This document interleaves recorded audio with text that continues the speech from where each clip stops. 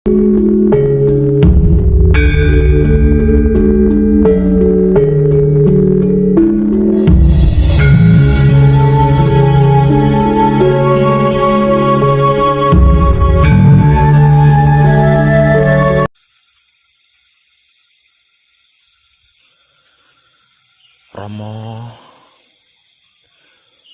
nyuwun pangestu lan pengayoman kanthi Teguh Rahayu Slamet.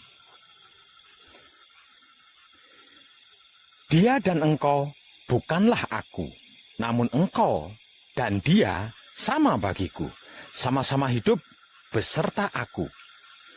Satu di kiri, satu di kanan, masing-masing melakukan tugas dan kewajiban selagi hayat masih dikandung badan.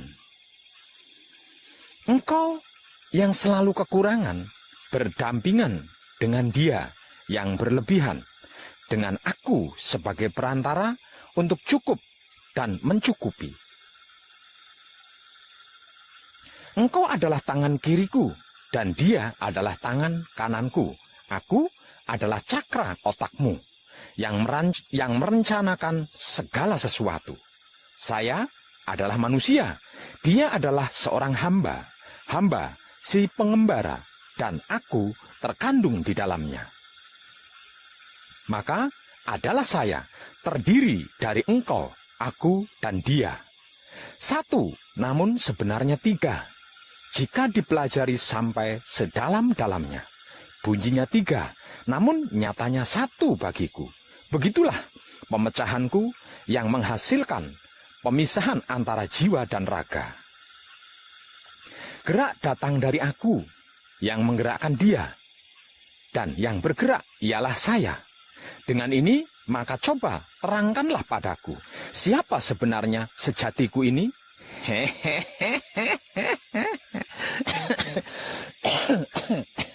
Edan tenan.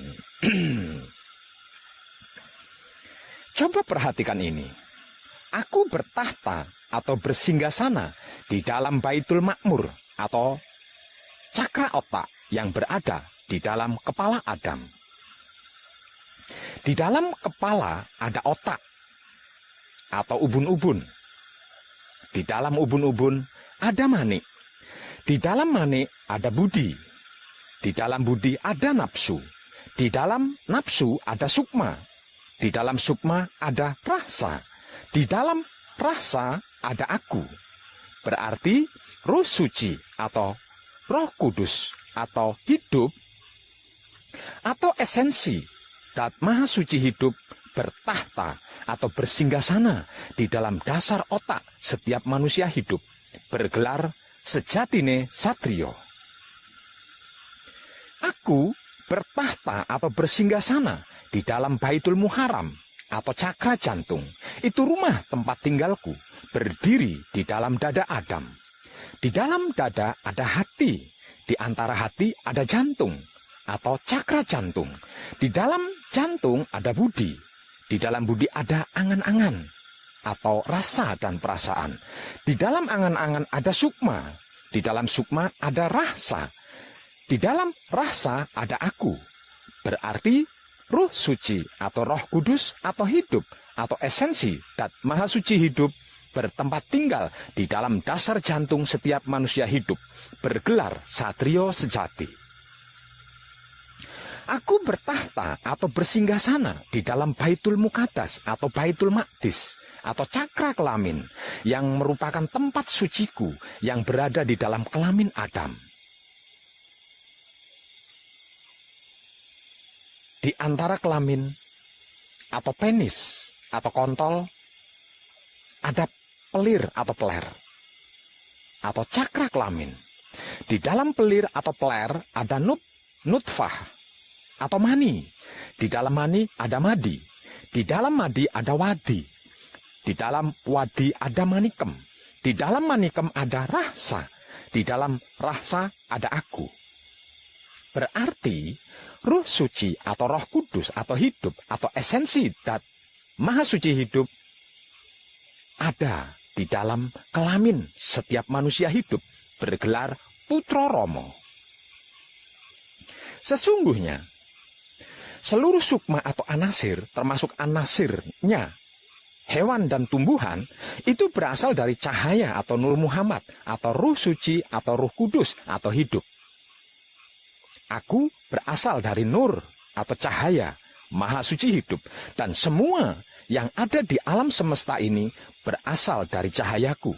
Aku adalah bapak dari segala sukma atau anasir, dan bapakku adalah Dat, Maha Suci hidup. Sukma atau anasir adalah merupakan pembatas daripada al-haq, seperti halnya jasad atau raga yang merupakan pembatas daripada hidup dan maha hidup. Dengan ini berarti sesungguhnya seluruh apapun di dunia ini adalah pakaian daripada ruh. Seperti halnya cahaya matahari. Mataharinya satu, akan tetapi cahayanya memasuki setiap jendela serta menerangi setiap ruangan. Sebenarnya ruh tidak masuk ke dalam raga, akan tetapi seperti penunggang kuda, dan raga adalah kuda. Gerakan ruh dan raga adalah seperti gerakan dari tangan dan anak kunci, terjadi serempak, seperti gerakan kereta kencana yang ditarik 4 ekor kuda dengan 1 kusir, juga terjadi serempak. Di dalam rasa ada aku. Berarti aku adalah Ruh Suci atau Ruh Kudus atau hidup atau esensi Dat Maha Suci hidup yang menciptakan sir di dalam otak. Kemudian sir menggerakkan jantung, jantung menggerakkan hati, hati menggerakkan kelamin, kelamin menggerakkan tubuh atau jasad. Urut-urutannya seperti ini: hidup, otak, hati, kelamin, tubuh atau wujud, atau ruh, sir, dat, sifat, jasad, atau rasa, rasa, kerasa, rumangsa, ngerasa ake, jadi. Romo, ketika tangan melempar sesuatu, bukan tangan yang melempar sesuatu itu, melainkan aku, ya Ruh Suci atau Ruh Kudus atau hidup atau esensi Dat Maha Suci hidup. Sesungguhnya Ruh Suci atau hidup adalah urusan Maha Suci hidup. Arti maksudnya Ruh Suci atau hidup manusia serta segala macam ruh atau hidup lainnya adalah merupakan rahasia Dat Maha Suci hidup. Ketika di alam arwah atau alam sukma, ruh manusia bersama para ruh lainnya termasuk ruh para malaikat atau para dewa-dewi bisa berkomunikasi langsung dengan Dat Maha Suci hidup setiap saatnya. Sebagaimana pada awalnya kejadian ruh yang berikrar kepada Maha Suci hidup, tak kala Maha Suci hidup bertanya kepada para ruh tersebut, "Bukankah aku adalah Tuhanmu?" Kemudian para ruh menjawab, "Benar, kami bersaksi ya Tuhanku." Hal ini membuktikan bahwa seluruh ruh bisa berkomunikasi dengan Dat Maha Suci hidup. Kutiupkan ruhku kepada jasad. Kemudian ruh masuk ke dalam jasad sambil membawa amanah dari Maha Suci hidup. Apakah amanah itu? Tak lain dan tak bukan adalah tugas untuk hidup di dunia seperti apa dan sebagai apa. Sesungguhnya telah kami tawarkan amanah kepada langit, bumi, dan gunung-gunung. Akan tetapi mereka semua enggan memikulnya karena takut mengkhianatinya. Namun manusia bersedia memikulnya karena manusia sungguh zalim dan bodoh. Romo, karena dunia merupakan tempat pembelajaran bagi ruh, maka ruh diturunkan ke dunia dengan tugas sebagai apa dan peran apa di kehidupan dunia ini. Pada awalnya saya meyakini bahwa setelah lepas dari belenggu tubuh, hidup akan secara otomatis dan tanpa proses bisa langsung kembali kepada asalnya. Ternyata tidak, karena kalau gagal mencapai kesempurnaan hidup, hidup akan masuk dan tinggal di alam penantian bersama para ruh-ruh lainnya, termasuk para malaikat atau dewa-dewi.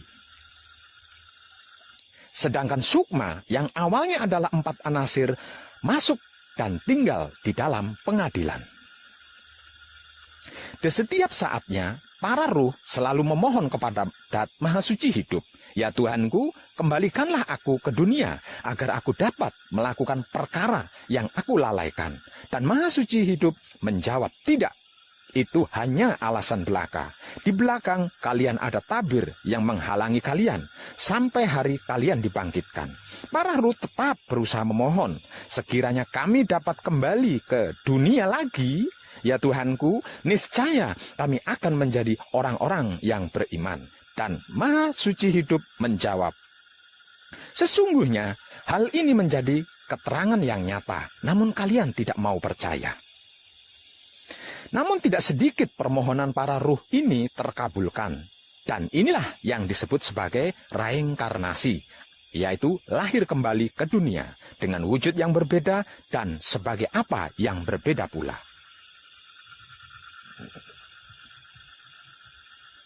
Akan tetapi, tidak sedikit pula para ruh yang bereinkarnasi ini masih melakukan pengingkaran dan tetap mengulang pengkhianatannya kepada Dat Maha Suci Hidup. Namun, Maha Suci Hidup tetap adil lagi bijaksana. Artinya, jika layak untuk direinkarnasikan, ada saja yang diberi kesempatan untuk lahir kembali ke dunia ini. Para kadang kinasiku sekalian, apa yang saya uraikan tadi tidak akan mudah untuk dimengerti dan dipahami bagi orang-orang yang belum pernah bertemu dan menyaksikan sendiri sucinya dirinya sendiri. Pepatah lama mengatakan, "Tak jumpa maka tak kenal, tak kenal maka tak cinta, tak cinta maka tak iman." Berikut ini adalah titik terkecil tentang alam semesta seisinya, atau Kanjeng Rama Sejati Gusti Prabu Heru Cokrosemono, yang selama proses perjalanan sejarah dunia belum ada yang mengungkapnya secara umum, terbuka, dan universal. Entah karena takut atau karena ada intrik di dalamnya, atau Romo, cinta kepada Dat Maha Suci Hidup semata, dan cinta kasih sayang yang sesungguhnya adalah rahasia Dat Maha Suci Hidup itu sendiri. Sebab cinta kasih sayang adalah gerak-gerik ruh suci atau roh kudus atau hidup atau esensi Dat Maha Suci Hidup. Karenanya dibutuhkan kesadaran rasa untuk itu. Bagaimana cara dan teknik serta metodenya agar supaya kita bisa mengenal Maha Suci Hidup? Di manakah ia? Kemana kita harus mencarinya? Apakah harus ke Mekah? Ataukah India? Atau ke negeri Cina? Apakah demikian jauhnya Dat Maha Suci Hidup itu berada? Apakah kita tidak tersesat nantinya jika jarak tempuhnya sejauh itu?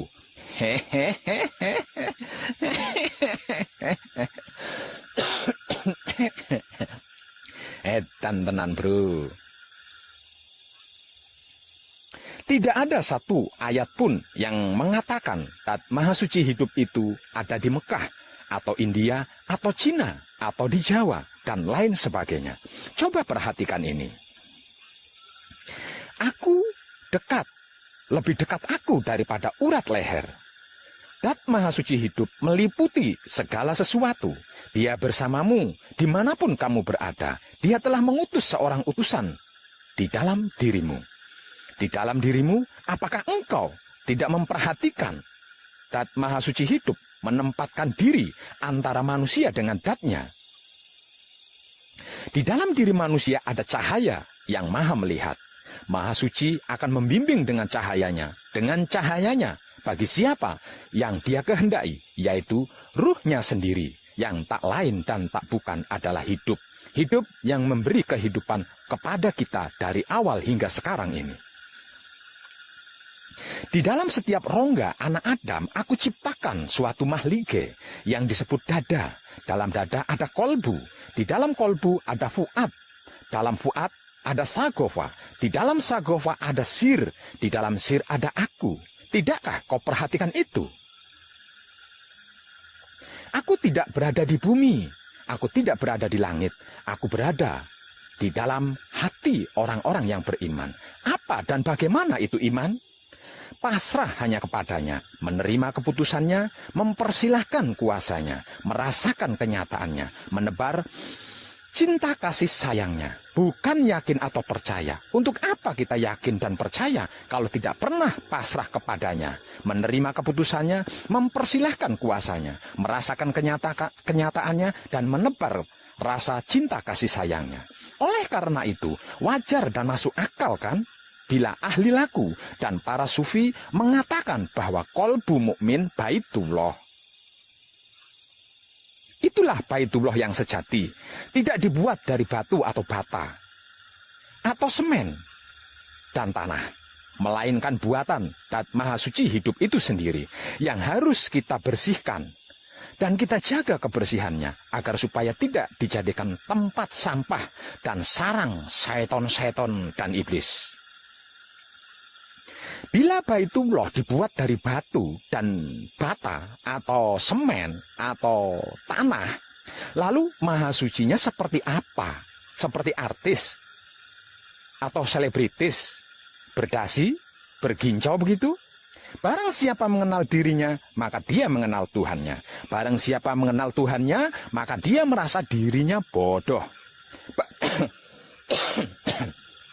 Barang siapa mencari Tuhan keluar dari dirinya sendiri, maka dia akan tersesat semakin jauh.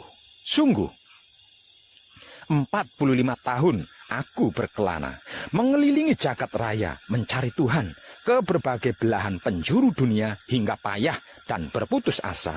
Akhirnya saya menjumpai di dalam rumahku sendiri. Rumah yang mana? Aku menatap pikiranku sendiri. Kulihat kotoran ada di sana. Lalu aku bersihkan kotoran itu dan di sana kulihat dia.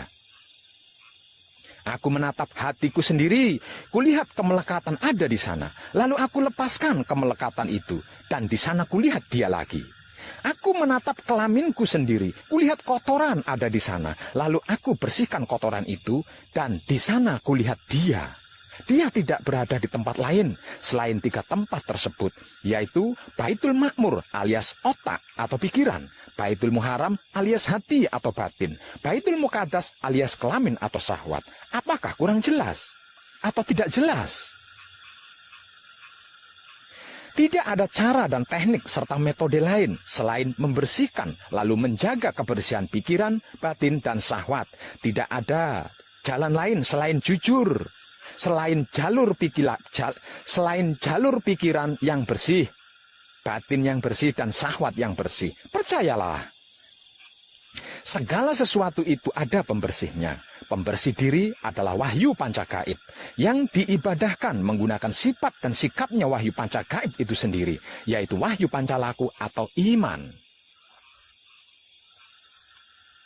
Apapun yang tertulis di dalam Alkitab, rontal dan kertas itu benar semuanya, tidak perlu dirisaukan.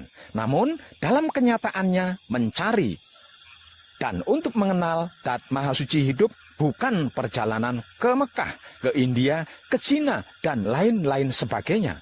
Mencari Zat Maha Suci hidup agar supaya bisa mengenalnya adalah perjalanan melalui penelusuran tanda-tandanya untuk menuju kepadanya, mulai dari alam lahiriah hingga ke alam batinnya, yaitu laku murni menuju suci, yang kemudian laku suci menuju abadi, atau Isra Mi'raj.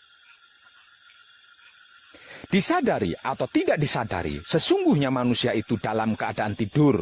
Ketika mati, baru dia terbangun. Untuk hal ini harus bisa mati sebelum mati. Mati sak jerone ngurip maksudnya. Agar supaya kesadaran ruh sucinya bangkit untuk berkomunikasi dengan Zat Maha Suci hidup. Hanya dengan ini, seseorang bisa membaca kitab yang kekal yang berada di dalam dirinya sendiri. Dan hanya dengan manekung, hal ini bisa dilakukan. Namun sayang, tinggal beberapa saat lagi manekung akan usai. Sebetulnya, semua jiwa atau sukma atau 4 anasir sudah diasmo sejak awal, atau dibaptis, atau dibaiat ketika bersaksi atau bersahadat, dan suci adanya. Karena dia adalah esensi ilmu Zat Maha Suci hidup. Setelah aku sempurnakan kejadiannya, lalu aku tiupkan ruhku ke dalamnya. Namun, Setelah turun ke dunia untuk mengemban amanah atau laku kehidupan di dunia, lalai bahkan lupa akan amanah atau laku tersebut, bahkan berusaha mengekang dan menguasai Ruh Suci atau Roh Kudus atau hidup yang seharusnya berdikari memerintah 4 anasir atau sukma untuk menjalankan amanah atau laku di kehidupan dunia. Sebab itu manusia dijuluki sebagai insan, yang artinya lalai. Karena 4 anasir atau sukma itu cenderung menyukai perbuatan jahat, sehingganya dibaiat atau dibatis atau diasmo sejak awal bersahadat atau bersaksi, agar supaya 4 anasir atau sukma yang dikenal dengan sebutan jiwa ini mudah mengingat Dat Maha Suci hidup, sehingga Roh Suci atau Roh Kudus atau hidup bisa mengendalikannya dengan mudah. Merasa Islam, merasa Muslim.